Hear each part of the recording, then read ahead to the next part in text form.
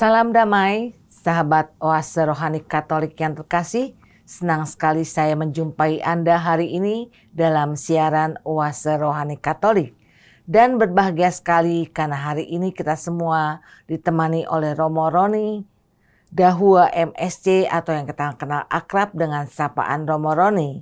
Beliau sudah berada di sini untuk Anda semua hari ini. Salam damai Romo. Salam damai Ibu Marita dan para sahabat Oase Rohani Katolik yang terkasih. Bagaimana kabar Romo? Puji Tuhan baik Ibu Marita. Saya harap semuanya dan berdoa semuanya baik adanya. Puji Tuhan Romo. Sahabat Oase Rohani Katolik, marilah kita awali acara kita dengan sebuah doa yang dipimpin oleh Romo Roni. Para sahabat dan pencinta Oase Rohani Katolik yang terkasih, mari kita bersatu dalam doa. Dalam nama Bapa dan Putra dan Roh Kudus. Amin. Tuhan Allah Bapa kami yang maha baik, sumber kehidupan dan kebahagiaan kami bersyukur padamu atas hari baru ini yang kau anugerahkan kepada kami. Terlebih lewat bacaan-bacaan kitab suci hari ini engkau ingatkan kami akan panggilan hidup kami sebagai putra-putrimu menjadi pewarta-pewarta kabar sukacita Injil dalam kehidupan kami masing-masing. Kami serahkan hidup kami ke dalam tangan-Mu ya Bapa, sebab engkau Allah yang penuh kuasa dan sempurna untuk memimpin langkah hidup kami.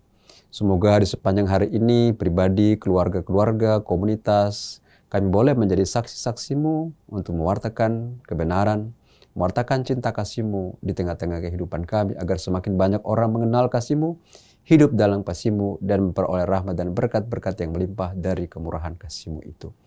Bapa di surga, kami serahkan seluruh hidup kami ke dalam tangan-Mu, Allah yang baik dan berkuasa dalam hidup ini, kini dan sepanjang segala masa. Amin. Bapa dan Putra dan Roh Kudus. Amin.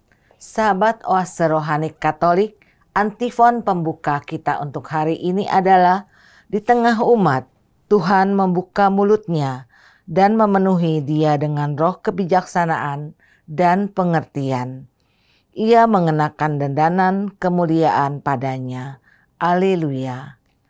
Bacaan hari ini diambil dari Kisah Para Rasul bab 11 ayat 19 sampai 26. Banyak saudara telah tersebar karena penganiayaan yang timbul sesudah Stefanus dihukum mati.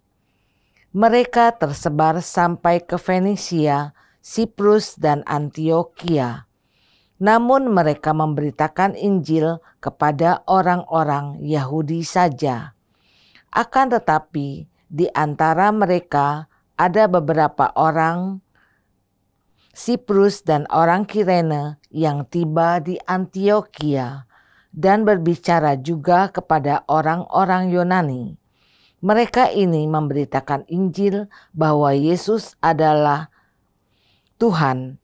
Tangan Tuhan menyertai mereka dan sejumlah besar orang menjadi percaya dan berbalik kepada Tuhan.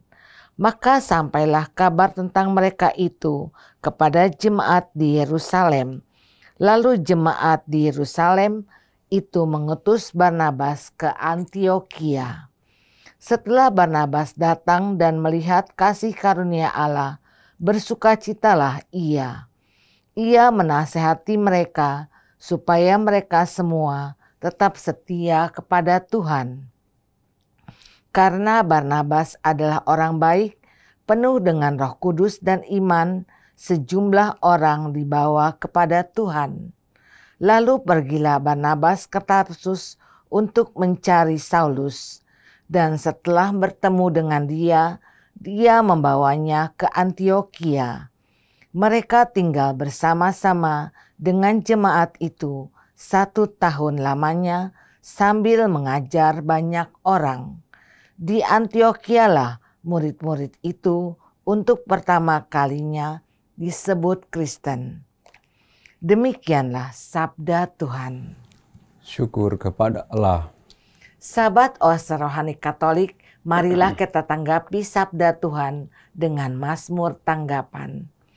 Pujilah Tuhan, hai segala bangsa. Pujilah Tuhan, hai segala bangsa. Di gunung-gunung yang kudus, ada kota yang dibangunnya. Tuhan lebih mencintai pintu gerbang Sion daripada segala tempat kediaman Yakub. Hal-hal yang mulia yang dikatakan tentang engkau, ya kota Allah. Pujilah Tuhan, hai segala bangsa. Aku menyebut Rahab dan Babel di antara orang-orang yang mengenal aku. Bahkan tentang Filistia, Tirus dan Etiopia kukatakan, ini dilahirkan di sana. Tetapi tentang Sion dikatakan, tiap-tiap orang dilahirkan di dalamnya. Dan Dia yang Maha Tinggi menegakkannya. Pujilah Tuhan, hai segala bangsa. Pada waktu mencatat bangsa-bangsa, Tuhan menghitung. Ini dilahirkan di sana, dan orang-orang bernyanyi-nyanyi sambil menari beramai-ramai. Semua mendapatkan rumah di dalammu. Pujilah Tuhan, hai segala bangsa. Sahabat Oase Rohani Katolik, marilah sekarang kita simak bersama Injil Suci menurut Yohanes bab 10 ayat 22 sampai 30 yang akan disampaikan oleh Romo Roni. Bait pengantar Injil. Haleluya, haleluya, haleluya, haleluya, haleluya, haleluya. Domba-dombaku mendengarkan suaraku, sabda Tuhan. Aku mengenal mereka, dan mereka mengikuti aku. Haleluya, haleluya, haleluya.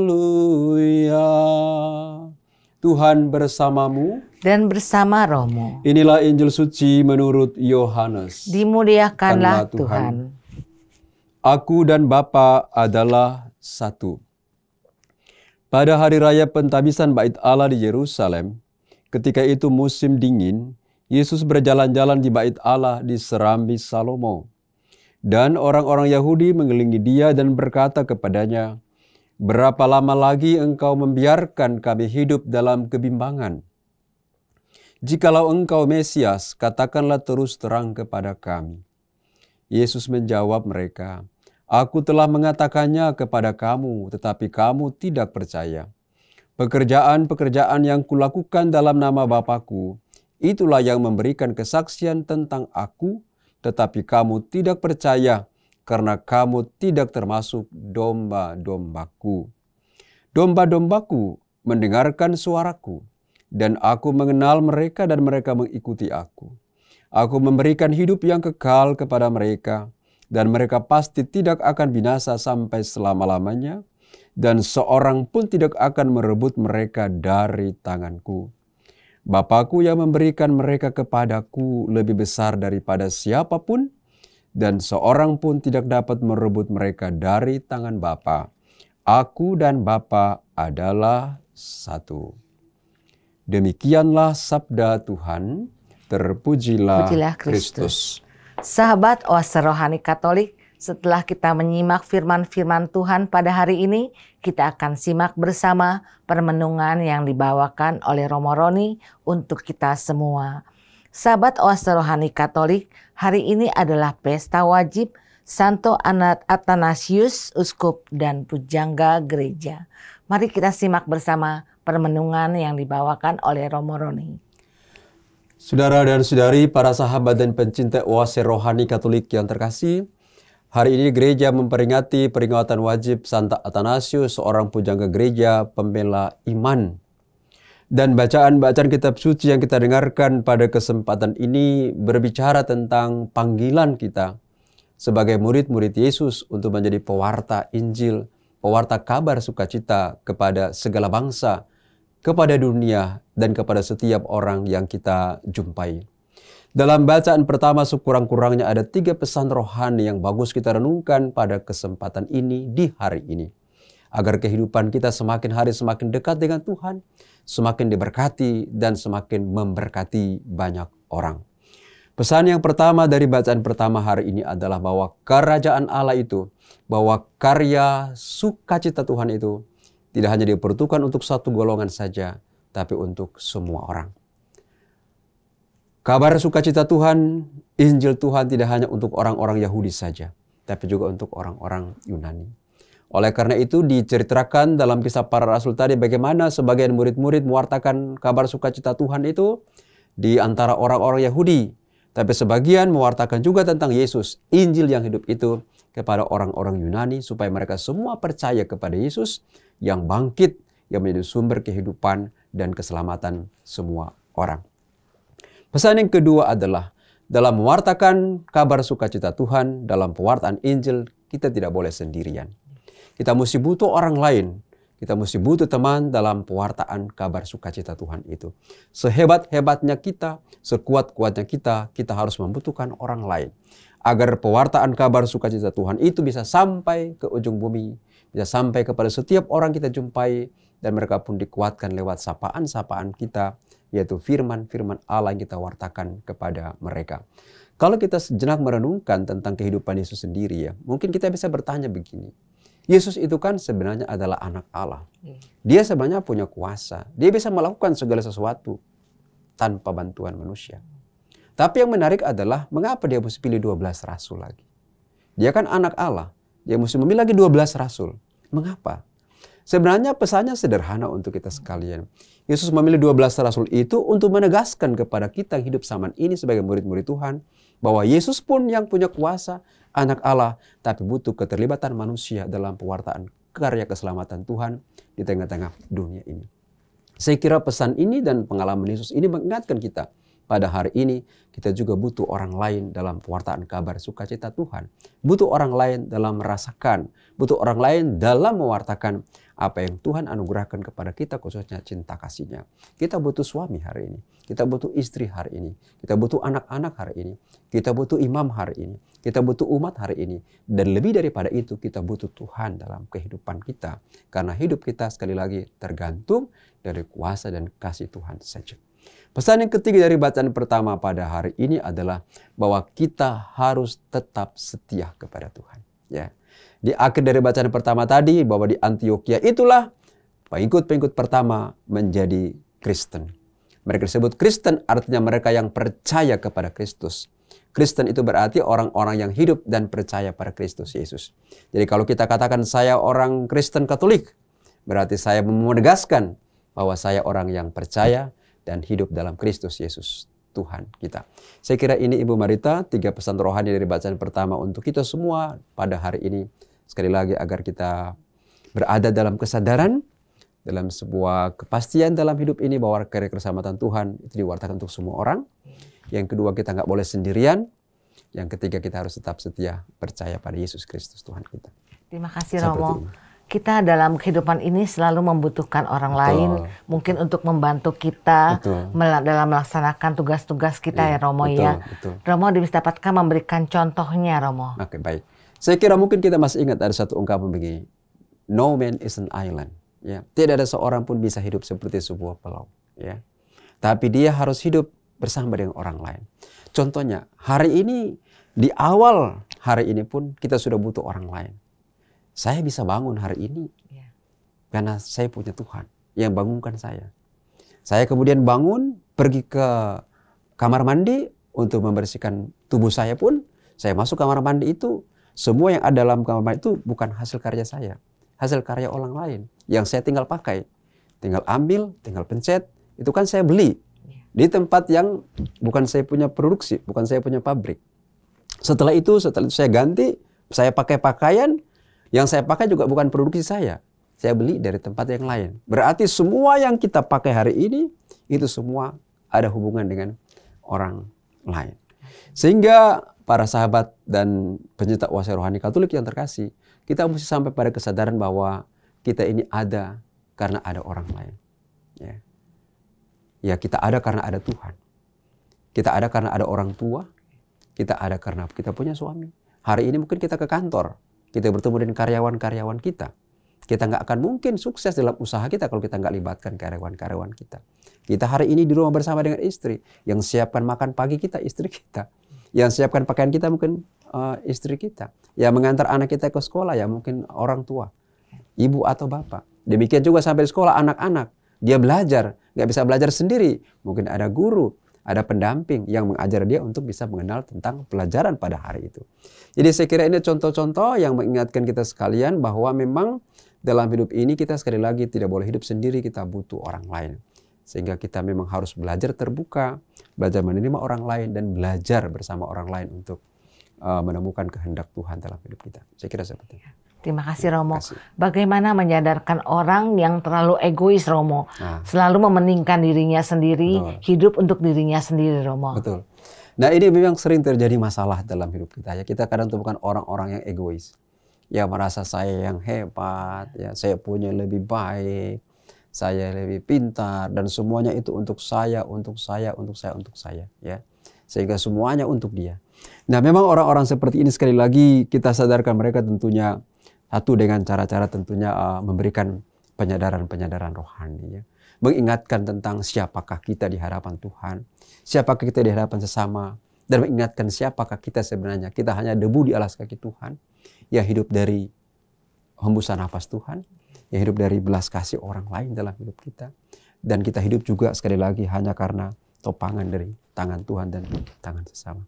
Sehingga sekali lagi untuk menyadarkan orang-orang egois itu memang ya kita mesti ingatkan akan firman Tuhan juga pada mereka bahwa kita sekali lagi hidup ini Tuhan ciptakan kita itu bukan untuk diri kita sendiri saja.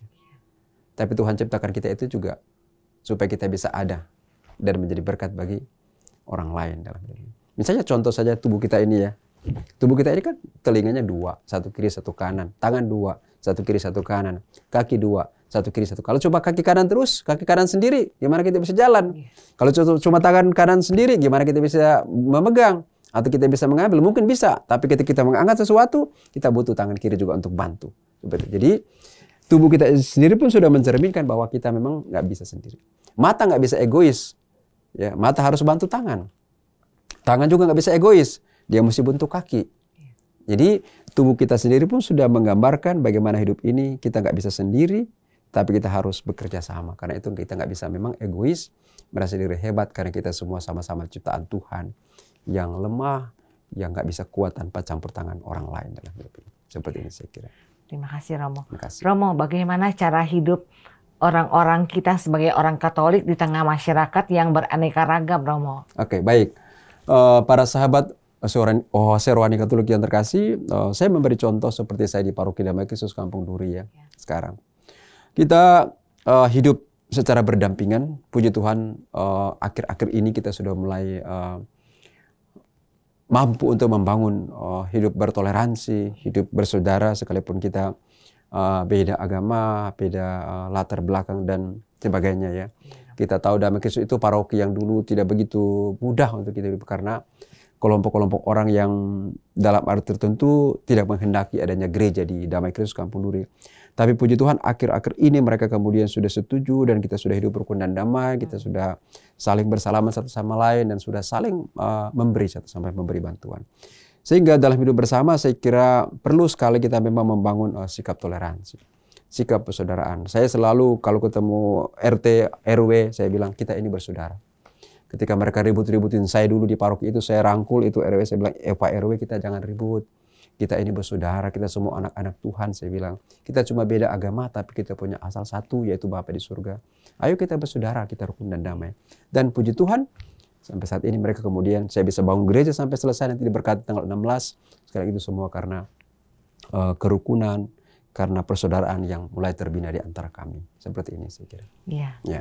Iya. Terima kasih Romo. Terima kasih. Romo, bagaimana kita membina hubungan itu dengan saling saudara satu sama lain dengan saudara-saudara kita yang di luar agama kita maupun yang di agama kita, saling mengakrabkan diri satu sama lain dan secara lebih konkret, Romo. Ya, nah, biasa kita kemudian ada saling memberi bantuan. Saling memberi bantuan, misalnya seperti sekarang mereka berpuasa, kita membuat takjil, kita adakan buka puasa bersama. Dan sekarang saya punya gereja pun mulai persiapan pemberkatan. Saya undang 1-2 kelompok-kelompok ibu-ibu muslim itu untuk bantu membersihkan gereja, dan puji Tuhan mereka datang dan bahkan ada yang mau melamar menjadi cleaning service di gereja. Saya kadang dalam hati gereja yang dulu mereka benci sekarang mereka cintai ya. Jadi mereka bahkan berani itu datang naik sampai ke panti imam untuk ngepel-ngepel, bersih-bersihan kursi dan sebagainya. Jadi sekali lagi sikap atau sifat konkret atau hal konkret yang perlu kita buat adalah bagaimana kita belajar saling memberi.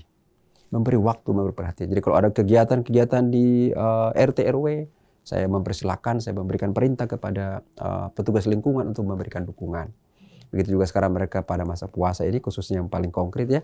Kita adakan buka puasa bersama, kita buat takjil, dan bahkan nanti Dewan Paroki itu akan buat bagi-bagi sembako Ramadan untuk umat atau masyarakat sederhana di sekitar gereja. Seperti itu. Ya, terima kasih Romo. Ya. Romo, adakah kesimpulan dari bahasan bacaan pertama ini yang akan dibagikan kepada sahabat Oase Rohani Katolik? Baik, sebagai kesimpulan dari percakapan kita di bacaan pertama ini adalah, pertama, bahwa kita itu hidup bukan untuk diri kita sendiri saja. Tuhan menciptakan kita yaitu untuk menjadi berkat bagi orang lain, dan Tuhan melengkapi hidup kita dengan berkat-berkat-Nya juga. Pesan yang kedua untuk kita sebagai kesimpulan dari bacaan pertama ini adalah jangan pernah merasa diri hebat, merasa diri kuat, karena hidup kita sekali lagi tergantung dari Tuhan dan dengan orang lain. Sehingga kita harus membangun sikap keterbukaan untuk terbuka menerima orang lain, bekerjasama dengan orang lain untuk sebuah tugas besar yang Tuhan percayakan pada kita, yaitu mewartakan kerajaan Allah dalam hidup ini. Di atas segalanya itu, para sahabat dan pencinta Oase Rohani Katolik yang terkasih, kita harus selalu bersandar kepada Tuhan saja. Belajar setia kepada Tuhan karena Dialah andalan dan kekuatan kita di hidup ini. Seperti itu saya kira. Terima kasih Romo. Terima kasih. Sahabat Oase Rohani Katolik, mari kita resapkan dalam hati sanubari kita permenungan di bagian pertama ini. Dan kami akan kembali setelah jeda berikut ini.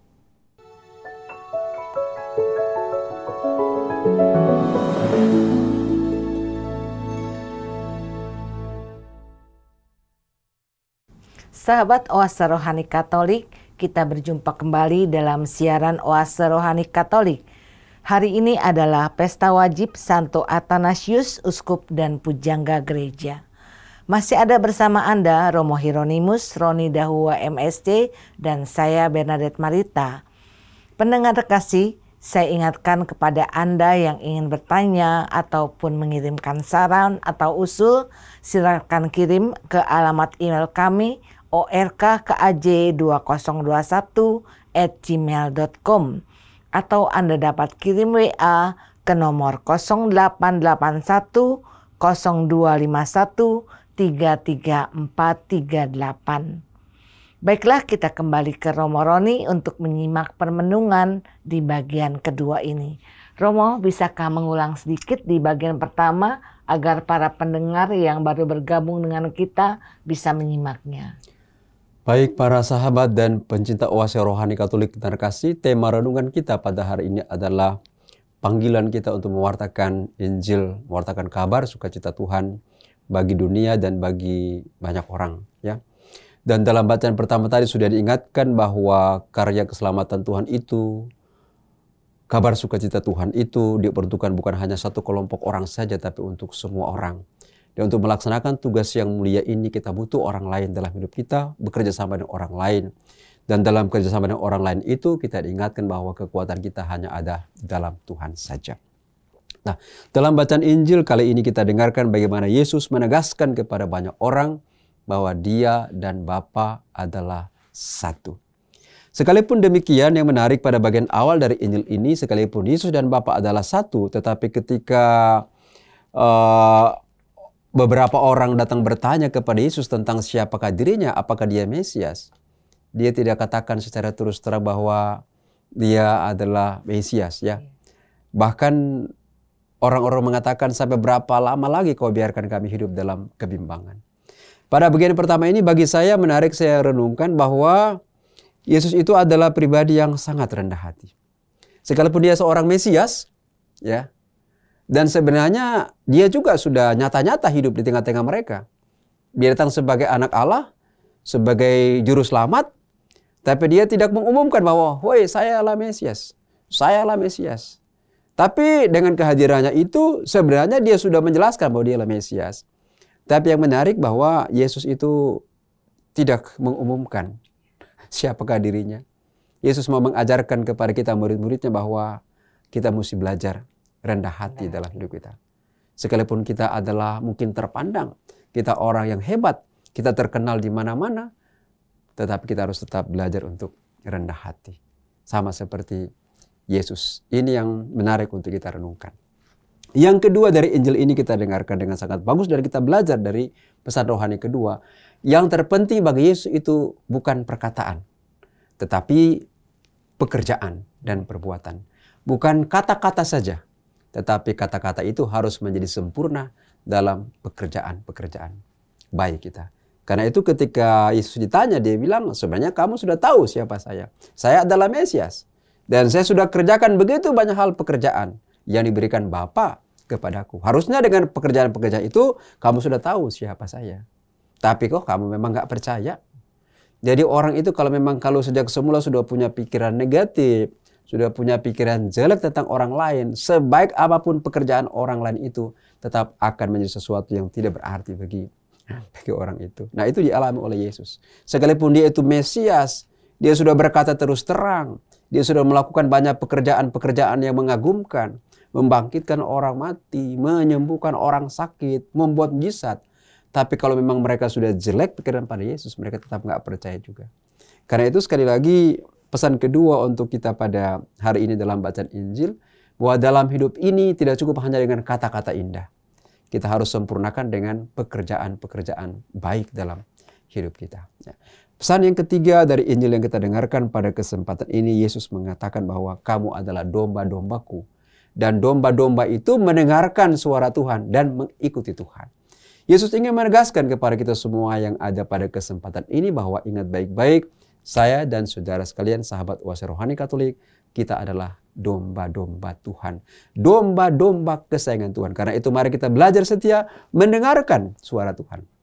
Dan kita ikuti kemana Tuhan menuntun kehidupan kita. Dan kita semua pasti yakin dan percaya bahwa setiap tuntunan Tuhan, setiap penyertaan Tuhan, pasti dia punya ujung, dia punya ending perjalanan itu adalah sukacita dan kebahagiaan untuk hidup yang kekal. Saya kira ini Mbak Marita tiga pesan Injil untuk kita pada kesempatan ini. Ya, terima kasih Romo. Ya. Romo, dari Yesus kita belajar rendah hati, bersikap rendah hati kepada sesama kita. Bagaimanakah wujud konkret dari rendah hati itu, Romo? Baik. Jadi misalnya kan kita temukan ada orang-orang yang terkenal misalnya ya dalam pelayanan, dia hebat banget, diundang kemana-mana, dipanggil kemana-mana ya. Tapi kemudian karena dia sering diundang kemana-mana, dipanggil, dia kemudian menjadi merasa, wih saya sudah terkenal, saya sudah menjadi hebat. Sehingga ketika dipanggil ke lingkungan dia sudah nggak mau. Dia merasa saya kan kelasnya bukan kelas lingkungan, kelas saya itu kelas kebangunan rohani Katolik, kelas pelayanan di kantor. Ya ketika diundang oleh orang miskin, untuk datang kelompok lingkungan misalnya pendalaman iman, dia sudah nggak mau datang layani karena dia merasa itu bukan kelasnya lagi. Jadi saudara-saudari, para sahabat yang terkasih, sebenarnya di saat kita semakin terkenal, kita itu harus mengiringi dengan kerendahan hati. Kita ingat ungkapan dulu waktu saya sekolah dulu, dan mungkin kita pun ingat, seperti padi itu ya, semakin berisi semakin merunduk. Seperti padi itu, semakin berisi harus semakin merunduk. Sama seperti Yesus, semakin dia dekat dengan Tuhan, dia semakin merendahkan diri. Karena ketika merendahkan diri, itu kuat kuasa Allah itu menjadi penuh dalam hidup kita. Tapi kalau kita sudah mulai terkenal kemudian kita jadi sombong, itu kuasa manusia semakin kuat dan kita kemudian melepaskan diri dari Allah dan akhirnya diri kita lah yang kemudian kita tonjolkan. Ya, karena itu kita ingat ya seruan dari Yohanes Pembaptis itu ya, biarlah Allah menjadi semakin besar dan aku menjadi semakin kecil. Ini yang paling penting dalam hidup kita sekali lagi, supaya kita memang tidak terjebak dalam kesombongan. Hal yang bagus kita renungkan agar dalam hidup ini kita tidak menjadi sombong ya, tidak menjadi angkuh di hadapan Tuhan, tapi kita belajar tetaplah rendah hati. Atau kasus-kasus lain lah ya, terjadi banyak kita lihat menjadi pelajaran dalam hidup ini yang kita tanpa kita sebutkan satu persatu pun kita tahu seperti itu. Ya, terima kasih Romo. Ya, Romo, bagaimana caranya kita bangkit ketika kita hampir menyerah setelah menghadapi tantangan dalam perjalanan mengikuti Yesus? Ini penting. Jadi saya sendiri waktu saya diminta untuk tugas di Damai Kristus Kampung Duri, saya itu mula-mula menyerah. Jadi ketika saya punya pimpinan superior datang, Roni kamu harus ke Damai. Saya tuh bilang begini, apakah nggak ada orang lebih baik dari saya? Jadi saya langsung tiba-tiba bangun kantor yang seperti itu. Saya merasa diri saya itu nggak mampu. Karena memang saya membayangkan paroki Damai Kristus itu adalah paroki yang memang kompleks banget masalahnya. Kayaknya saya nggak mampu. Karena saya berpikir Romo yang saya ganti saja, Romo yang begitu besar, Romo yang hebat, nggak berhasil. Apalagi saya ke sana, saya pikir begitu kan. Tapi kemudian saya masuk kamar, saya berdoa. Saya andalkan Tuhan. Dan akhirnya saya masuk damai. Saya bilang kepada umat seperti ini, kita punya iman. Kita punya Allah, punya kuasa. Lebih berkuasa dari segala kuasa apapun juga. Dia sanggup menolong kita. Dan akhirnya kita mulai dengan keyakinan iman itu, kita mulai novena, kita mulai berjalan, bergerak mempersiapkan segala sesuatu. Dan akhirnya penantian 30 tahun itu bisa kita selesaikan dalam waktu 6 bulan. Kita sudah bisa beroleh IMB dan sekarang kita bangun gereja dan akan siap diberkati pada tanggal 16 April nanti oleh Bapak Kardinal. Jadi sekali lagi ketika kita memang hampir down, kita merasa hampir putus asa, hampir tidak berdaya, ingat baik-baik. Kita ini berharga di mata Tuhan. Tuhan itu punya rancangan yang baik untuk kita. Dan saya kira sudah ditegaskan dalam Yeremia, aku ini Tuhan Allahmu. Tahu persis rancangan-rancangan apa yang ada padaku mengenai kamu. Bahwa rancangan Tuhan bukan rancangan malapetaka, bukan rancangan kesia-siaan, tapi rancangan Tuhan adalah masa depan penuh harapan dan damai sejahtera. Ini menjadi keyakinan kita. Kadang memang Tuhan menempatkan sedikit kerikil dalam hidup kita. Tuhan tempatkan sedikit pergumulan-pergumulan dalam hidup kita supaya memang kita semakin kuat, semakin kokoh, agar kita semakin tahu bahwa di saat saya lemah, saya punya cantolan ada, itu Yesus Kristus Tuhan kita. Ya, ini yang penting untuk kita renungkan, saya kira, pemerintah. Terima kasih Romo. Romo, apa saja bentuk dari karya-karya Yesus yang dapat kita lihat atau kita rasakan di dalam hidup kita, Romo? Baik, karya-karya Yesus dalam hidup kita atau karya Tuhan dalam hidup kita yang kita rasakan, pertama saya sering katakan kepada umat, kalau you masih bisa bangun pagi, itu mujizat pertama yang Tuhan adakan untuk saudara. Ingat baik, kalau kita masih bisa bangun pagi, masih bisa bernafas, masih bisa beraktivitas, itu mujizat terbesar pertama yang Tuhan buat untuk kita. Karena waktu kita tidur malam kan kita sudah mati sebenarnya. Karena kita nggak sadar lagi. Kita sudah tutup mata. Kita nggak sadar kan kita bernapas waktu malam kita tidur. Tuhan pagi-pagi bangunkan. Tarik tangan kita, buka mata kita. Dan kita bangun, mandi, beraktivitas. Itu semua karena siapa? Karena Tuhan yang beri kita nafas. Tuhan yang beri kita kekuatan. Jadi ini karya pertama. Saya sering katakan, bersyukurlah kalau engkau masih bisa hidup hari ini, masih bisa bernapas, karena itulah karya Tuhan pertama di setiap awal hari baru yang Tuhan berikan kepada kita. Yang kedua, kita masih bisa makan, ya, kita masih bisa bekerja. Kita ingat masa pandemi 2 tahun itu, waduh, membuktikan bagaimana memang kita benar-benar tidak berdaya sama sekali. Banyak yang pergi, banyak yang meninggal. Pekerjaan usaha pun juga goncang. Bukan cuma pekerjaan goncang, iman pun goncang. Tapi syukurlah kita semua masih ada saat ini. Masih bisa datang pada Tuhan, mendengarkan firman Tuhan. Ini semua adalah jejak-jejak nyata bagaimana Tuhan punya karya dalam hidup kita sehari-hari sampai saat ini. Seperti ini. Terima kasih Romo. Romo, bagaimanakah cara kita bersyukur kepada Tuhan karena Tuhan begitu baik kepada diri kita, Romo? Oke, baik. Sebenarnya Santo Agustinus itu pernah bilang begini. Hati manusia itu seperti lubang yang gelap. Jadi hati manusia itu seperti lubang yang gelap. Artinya kita isi 10 mobil mewah, hati itu nggak akan pernah puas. Kita isi 5 rumah mewah, hati nggak pernah puas. Kita isi uang 1 triliun di hati ini pun, hati nggak pernah. Karena hati seperti lubang yang gelap. Dia tidak akan pernah puas. Nah, hati yang gelap dan seperti lubang itu hanya bisa puas ketika ditutup dengan perasaan syukur. Syukur itu perasaan cukuplah hari ini. Ya, kasih Tuhan cukup bagiku. Artinya, kalau kamu masih bisa makan hari ini, bersyukurlah bahwa ada makanan. Karena ada banyak orang sekitar sana tidak punya makanan hari ini. Karena kadang kita punya makanan, tapi kita masih mengeluh. Kita lupa orang di sana nggak punya makanan. Saya sering katakan kepada umat atau kepada kelompok yang saya layani, kadang kita itu nggak punya sepatu aja, udah mengeluhnya minta ampun. Saya nggak punya sepatu, tapi ada orang nggak punya kaki, masih bisa bersyukur dalam kehidupan ini. Nah, kita harus belajar untuk bersyukur bahwa kita masih bisa ada saat ini, masih bisa beraktivitas saat ini, masih punya pakaian saat ini. Belajarlah bersyukur ya, dalam hidup kita. Ya, inilah saya kira sikap-sikap konkret yang harus kita bangun. Artinya kita belajar hidup apa adanya. Karena kalau kita hidup terlalu tinggi di idealisme kita akan menjadi serakah. Mungkin kita akan menjadi mencari-cari. Ya, kita akan mengambil bukan milik kita. Karena kita punya obsesi terlalu tinggi. Tapi kalau pagi, karena saya sering katakan begini pada umat. Pokoknya kamu bangun pagi sampai you tidur dan bangun lagi besok. Tuhan itu sudah punya rancangan dan rencana yang indah untuk kita. Itu Tuhan sudah punya rancangan. Ya, sehingga saya katakan dari saat ke saat Tuhan sudah punya rancangan untuk kita. Saya kira kita duduk sini pun hari ini rencana Tuhan semua. Ya, kan kemarin kita tawar-tawarin waktu. Kini ini. Kita putuskan hari ini. Tuhan sudah punya rencana. Setelah ini apa kegiatan saya? Tuhan sudah atur semua. Hari ini saya makan apa, Tuhan sudah atur semuanya. Yang penting bagaimana kita syukur, terima kasih Tuhan, semuanya Kau sudah siapkan untuk saya. Saya kira seperti ini. Ya. Terima kasih Romo. Baiklah sahabat Oase Rohani Katolik, dengan demikian usahlah sudah jumpa kita hari ini dalam siaran Oase Rohani Katolik. Maka Romo Hieronymus Roni Dahua MSc dan saya Benedict Marita undur pamit dari ruang dengar Anda. Kami mengucapkan salam damai, tetap semangat dan tersenyum. Kita akan tutup jumpa kita dengan doa penutup dan berkat Tuhan melalui Romo Roni. Marilah kita berdoa. Tuhan Allah Bapa kami yang maha baik, syukur dan limpah terima kasih atas rahmat dan berkat-berkat-Mu khususnya dalam permohonan kami akan kebenaran firman-Mu pada hari ini. Semoga firman-Mu yang kami dengarkan dan kami renungkan pada kesempatan ini sungguh-sungguh tinggal dalam hati, dan kami hayati dan kami jadikan sebagai pedoman dalam hidup kami sebagai anak-anak-Mu. Kami boleh menjadi pewarta-pewarta Injil, pewarta kabar sukacita dalam kehidupan kami. Dengan kami selalu mengandalkan Dikau dan mengandalkan juga bekerja sama dengan orang lain. Kami belajar rendah hati di hadapan Tuhan, dan kami belajar percaya bahwa Engkau punya rancangan yang indah untuk kami masing-masing dalam hidup ini. Bapa di surga, ajarlah kami untuk selalu bersyukur dan berterima kasih padamu atas semua rahmat dan berkat-berkat-Mu yang kami terima sepanjang hari ini.